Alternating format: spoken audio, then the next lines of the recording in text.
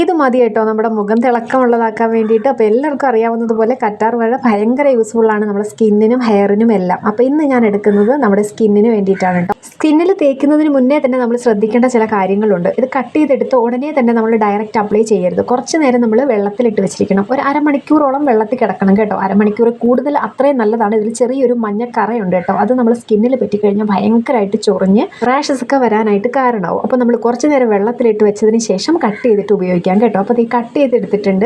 ഇതിൻ്റെ ഒരു ഭാഗത്ത് നമുക്കൊന്ന് വരഞ്ഞു കൊടുക്കാം. ബ്ലേഡോ ചെറിയൊരു കത്തിയൊക്കെ വെച്ചിട്ടൊന്ന് വരഞ്ഞു കൊടുക്കാം. അതിലേക്ക് ഞാൻ ചെയ്തിട്ടുള്ളത് എനിക്ക് റിസൾട്ട് കിട്ടിയതുമായിട്ടുള്ള കുറച്ച് കാര്യം കേട്ടോ പറയുന്നത്. കാപ്പിപ്പൊടി വെച്ചും കുറച്ച് അരിപ്പൊടി ഇട്ടും കുറച്ച് തേനും ഒക്കെ ഒഴിച്ചിട്ട് നമുക്കിത് മുഖത്ത് അപ്ലൈ ചെയ്യാം. നല്ലൊരു മാറ്റം വരും, നല്ലൊരു തിളക്കം ഉണ്ടാവും കേട്ടോ. കാപ്പിപ്പൊടി ആണെങ്കിൽ നമ്മുടെ മുഖം തിളങ്ങി കരുവാളിപ്പൊക്കെ മാറാനായിട്ട് സഹായിക്കും. അതുപോലെ തന്നെയാണ് നമ്മുടെ കറ്റാർ വാഴയും.